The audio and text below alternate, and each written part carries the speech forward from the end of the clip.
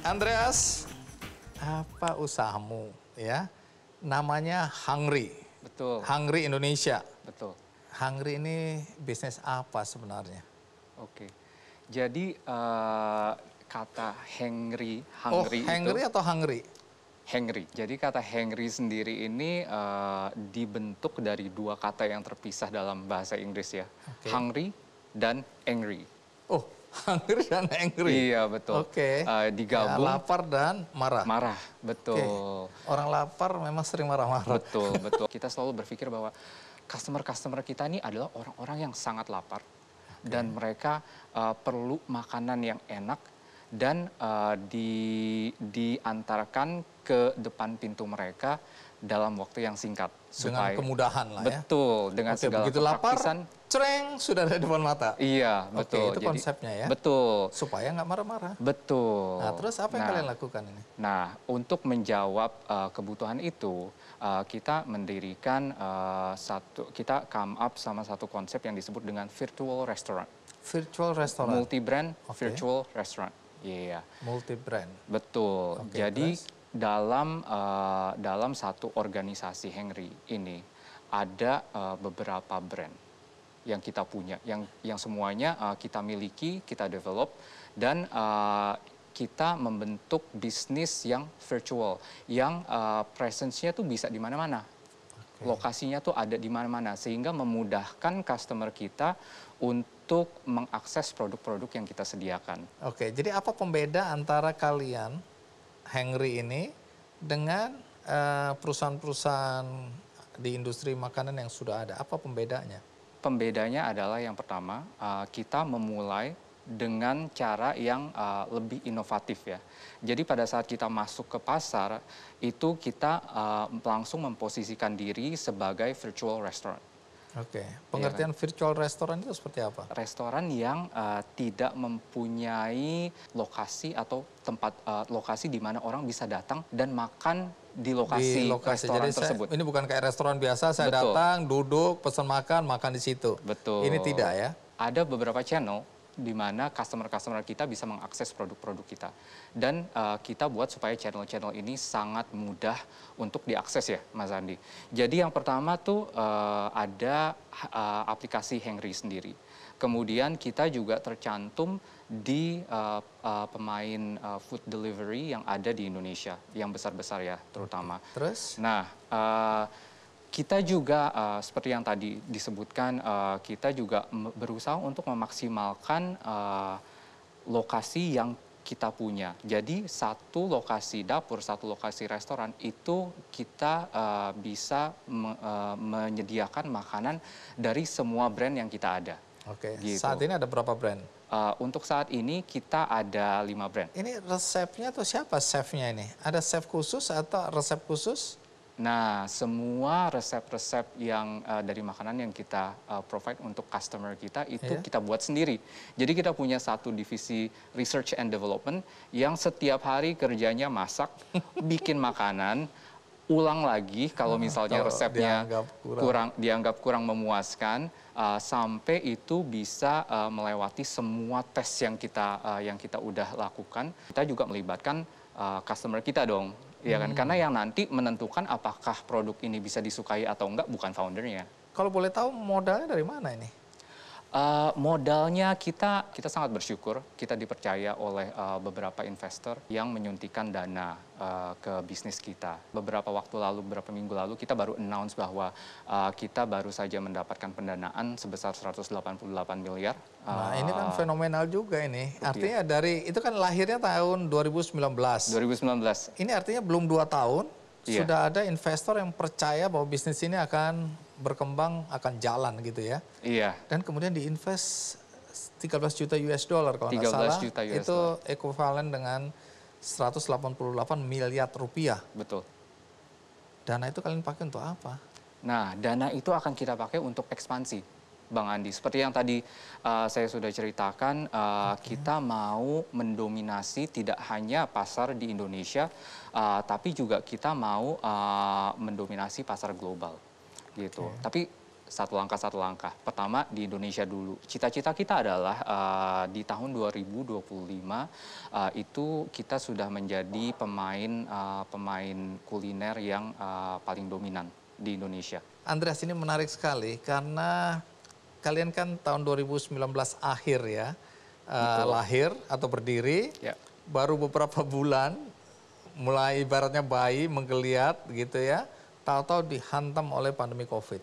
Banyak sekali usaha kuliner yang sudah jauh lebih lama dari Henry yang runtuh, hancur, berkeping-keping. Bagaimana situasi dan kondisi yang dihadapi oleh Henry di awal-awal itu ketika pandemi terjadi? Di awal masa pandemi itu kita panik juga Bang Andi. Okay. Bingung juga ini marketnya bakal seperti apa ya arahnya.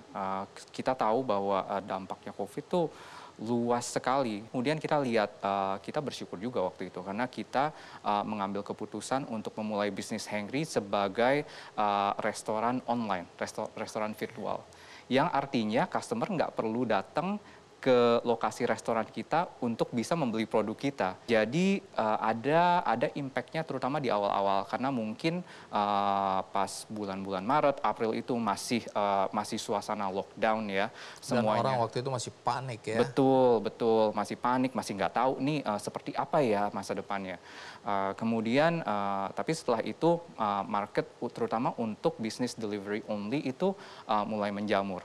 Jadi pada saat pertengahan April itu bisnis kita malah berkembangnya karena pasar online terbentuk ya. Betul. Semua orang sekarang mau tidak mau harus jual beli atau dagang atau melakukan kegiatan-kegiatan melalui online. Betul, kita juga sangat bersimpati ya Bang Andi melihat seberapa parah dampak COVID terhadap masyarakat. Dan kita mulai mencari-cari cara gimana ya caranya supaya apa yang kita lakukan, bisnis yang kita kembangkan, produk yang kita jual itu nggak hanya menguntungkan perusahaan Henry aja, tapi juga bisa berkontribusi untuk masyarakat yang terkena imbas yang cukup parah dari pandemi COVID ini. Apa harapanmu ke depan? Kita mau supaya ada pemain global yang berasal dari Indonesia. Pemain F&B global, Bang Andi, yang berasal dari Indonesia. Okay. Kita mau supaya nama Henry ini dikenal di market manapun di dunia. Kalau tanda kutip restoran-restoran atau brand-brand kuliner bisa masuk ke Indonesia dan tanda kutip sukses di pasar atau di market kita, masa iya kita nggak bisa juga invasi ke negara-negara lain. Betul, ya? Bang. Sebelum orang-orang menjadi bingung, apa usaha yang kalian rintis ini, bisa ceritakan namanya apa dan usahanya apa? Iya, jadi di sini startup yang saya dan dua rekan saya dirikan ini namanya Nusantix. Nusantix. Nusantix itu sebenarnya singkatan.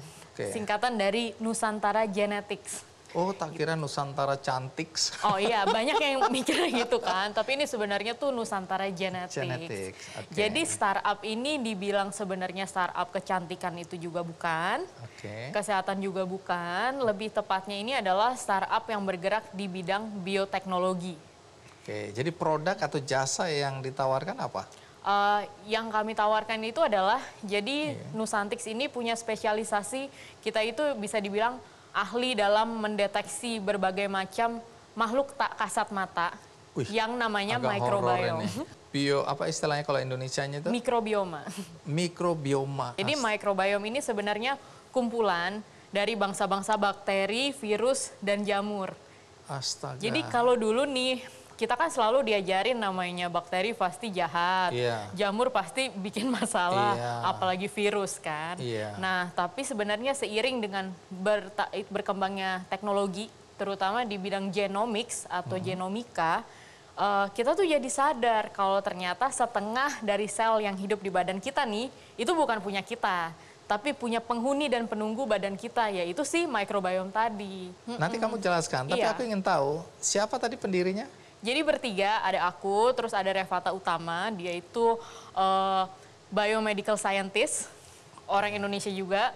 Dari SMA aja tuh udah pinter banget lah Pak, udah finalis Olimpiade Biologi. Sepintar aku lah kira-kira gitu ya. Iya dong, orang pintar kan. Habis itu kuliah dia di Singapura, terus tapi dia tuh selalu ingin kembali ke Indonesia sih, makanya dia balik gitu kan ikut. Terus satu lagi partner bisnisnya adalah namanya Vincent Kurniawan, dia juga orang Indonesia, meskipun kuliahnya itu di LA, tapi ya akhirnya balik juga gitu kan. Oke, kamu sendiri? Saya sendiri sih, ya orang Indonesia Pak, jelas Pak. S1-nya sih di Bandung gitu kan. S2-nya dapat beasiswa LPDP ke Inggris. Jadi harus balik. Arlin, sekarang ceritakan dari mana datangnya gagasan untuk bikin Nusantics ini? Kita itu punya suatu kemewahan untuk bisa meluangkan waktu sambil ngopi, ngobrol ngalur ngidul sama teman, terus bengong gitu kan. Terus yang kita tanyain itu adalah kayak misalnya hidup tuh ngapain sih gitu kan. Kok zaman makin bersih gini, makin banyak produk-produk pembersih di mana-mana, tapi penyakit kok makin banyak ya gitu kan. Kok penyakit sekarang makin banyak yang nggak bisa dijelaskan yang aneh-aneh sih. Ya? Kok gini. Jadi di Nusantics itu mantranya kayak kenapa emangnya gitu, itu udah biasa banget gitu. Dan kita mencoba menjawab satu persatu. Nah, kekepoan itu di diri kita masing-masing itu yang akhirnya mendorong kita tuh untuk membuat Nusantics. Misalnya kayak di saya sendiri nih, sebenarnya kekepoan pertama itu adalah waktu melahirkan anak sih Pak. Jadi riset nih Pak, riset di jurnal-jurnal. Kenapa sih ada perdebatan antara ASI sama susu formula? Kenapa sih ASI lebih baik? Terus di penelitian itu baru akhirnya sadar gitu. Kalau ternyata badan kita ini diibaratkan tuh kayak planet bumi sendiri gitu loh Pak. Jadi ada warga negaranya. Jadi ada warga negaranya sih bakteri virus jamur tadi. Nah, ironinya nih kalau warga negaranya itu tidak dijaga kebinekaannya, jumlahnya kurang, maka anak itu imunitasnya turun, akibatnya dia rentan gatel-gatel, eksema, perkembangan otaknya terganggu. Terus jadi kepo kan, gimana supaya warga negara tubuh bayi ini terjaga kebinekaannya. Wah ternyata harus dikasih makanan yang benar. Salah satu makanan yang benar itu adalah substansi namanya HMO yang emang cuma ada di ASI. Kayak gitu. Apa jasa atau produk yang kalian berikan kepada masyarakat melalui perusahaan ini? Misalnya ya, aku membutuhkan jasa Nusantics ini ketika aku mengalami apa? Mengalami apa? Jadi dua hal nih, Bapak sebagai konsumen langsung atau sebagai bisnis. Kalau bisnis biasanya datang ke kita adalah untuk misalnya mau desain test kit untuk mendeteksi apapun. Selama itu bakteri, virus, atau jamur. Jadi kayak saya mau deteksi dong ada bakteri lucu nih katanya di rumah, itu bisa kita buatin. Bisa? Bisa. Terus yang kedua, atau saya membuka kembali kantor. Jadi ya udah saya mau cek dulu nih apakah sistem sirkulasi udaranya udah bagus atau jangan-jangan ada COVID di ruangan kantor. Oh jadi sampai di situ jasa yang kalian tawarkan kepada masyarakat. Selain itu apa lagi? Selain itu sebenarnya yang hits tuh di hub kami bilangnya hub sih karena Nusantics tuh bukan klinik kecantikan. Jadi kita ada hub di Senopati, jadi biasanya orang-orang tuh datang kulitnya di swab, jadi kulitnya yang di swab bukan hidungnya. Jadi sebenarnya di Indonesia tren swab-swab gitu pertama kali oleh Nusantics Pak, karena kita ada sebelum pandemi, cuman yang di swab tuh kulit muka. Nah, untuk apa itu? Misalnya aku datang ke sana minta di swab kulitku, untuk apa? Jadi kalau di swab kulit, tiap orang itu punya profil microbiome yang beda. Ada yang bakterinya banyak banget, gampang jerawatan. Ada yang jamurnya banyak banget, gampang beruntusan.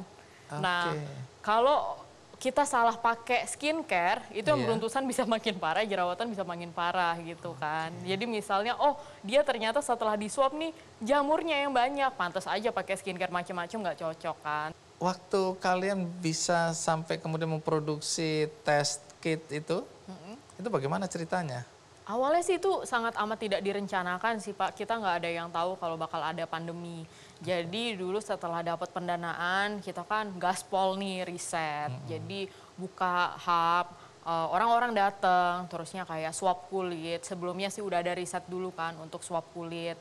Wah terus tiba-tiba pandemi melanda kan, pas pandemi melanda kan nggak bisa tuh Pak, kita nggak bisa buka toko lah ibaratnya, nggak boleh datang. Orang nggak berani datang juga kan? Iya langsung dong. Terancam kan, terancam. Tapi kan kepepet itu kan memberikan kekuatan tersendiri. Iya, the power of kepepet itu. Oh, itu luar biasa, Pak. Terus apa yang kepepet kalian dan lakukan? takut. Jadi kita di situ balik lagi nih, regroup kan. Terusnya kita lihat sebenarnya teknologi kita ini kan deteksi bakteri bisa, jamur bisa, virus juga bisa dong. Terus saat itu kan PCR itu belum diproduksi secara lokal. Iya. Harganya Dan juga mahal banget sekali, kan, ya. bisa sampai 3 juta kan. Iya. Padahal di situ salah satu partner saya itu yang Revata tadi tuh, yang finalis Olimpiade Biologi itu, dulu di Singapura itu kerjanya ya bikin test kit, salah satunya test kit PCR. Jadi udah nggak ada trial and error lah, emang udah experience nih. Jadi harapan kita itu adalah, ya Nusantics pingin membuat seperti namanya, Nusantara Genetics itu signifikan, Pak. Oke, menarik. Coba cerita apa usahamu ini? Betul, jadi saya sekitar 12 tahun tinggal di luar negeri. Dimulai dari sejak kuliah, jadi setelah SMA lulus, jadi saya melalang buana ya. Oke. Salah satu teman baik saya, mungkin salah satu best friend saya ketika saya kuliah di Singapura pada saat itu di Nanyang, di NTU. Teman satu apa ya kita sebutnya housing building ya. Oke. Ini Marji namanya. Ini teman baik saya sekaligus teman saya di apa namanya pelajaran bahasa Prancis. Gitu. Kita ngambil bahasa Prancis sampai level terakhir waktu itu di Singapura. Terus kita memang masih maintain kontak gitu ya, kayak nanti suatu hari kita ngerjain sesuatu bareng ya gitu. Kemudian Margaret sebenarnya balik ke Indonesia, saya masih melalang buana, belum mau balik ke Indonesia dulu ya. Terus kemana? Terus saya sempat mengecap pendidikan di Amerika, kemudian saya sempat juga sekolah di Perancis. Terakhir saya bekerja di Jerman selama 3 tahun. Sebagai project engineer. Beda banget ya. Beda banget ya. Nah, bagaimana cara mencari buah-buahan yang dibutuhkan untuk diekspor ini, Robert? Betul. Jadi kebetulan rekan saya ada di Indonesia, karena pada saat itu posisi saya nggak di Indonesia ya. Saya mencari pembeli, rekan saya Marji dan Swasti yang mencari suppliernya, yaitu petaninya sebenarnya. Jadi kita percaya sebenarnya kita mau bekerja sebisa mungkin langsung dengan petani. Gitu. Kenapa begitu? Karena kita ingin harga yang dibayarkan itu sebenarnya fair trade ya. Jadi harganya ini pantas gitu. Bagaimana Robert dan teman-teman melihat bahwa buah-buahan ini punya potensi untuk ekspor? Ya. Saya pribadi yakin, pembeli kami yang nggak yakin. Saya yakin kenapa? Karena ketika saya membeli manggis Thailand, cuma begini aja, kita pasti bisa. Iya, rasanya biasa aja gitu ya. Nggak seoke yang manggis dari Payakumbuh nih, gitu. Yang dari Sumatera, di Sumbar lebih oke rasanya. Jadi ini pengalaman pribadi. Pengalaman pribadi, betul. Dari situ muncul keyakinan bahwa buah-buahan kita itu juga bahwa mampu kita bersaing. yakin kita harus kasih pancingannya dulu ya, kita harus kirim buah untuk pertama kalinya, kedua kalinya gitu dengan pembeli yang memang mau bekerja sama dengan kami ya, growing together ya sebenarnya ya. Jadi dia memang mau berusaha untuk mengembangkan buah-buah Indonesia ya, so-called yang manggis ini, manggis Indonesia, jadi variety yang dari Indonesia untuk dijual di pasar di sana, di Paris, di Marseille, atau di Switzerland. Nah, kalau sampai hari ini tuh kemana saja buah-buahan dari Java Fresh ini diekspor? Sekarang sudah 21,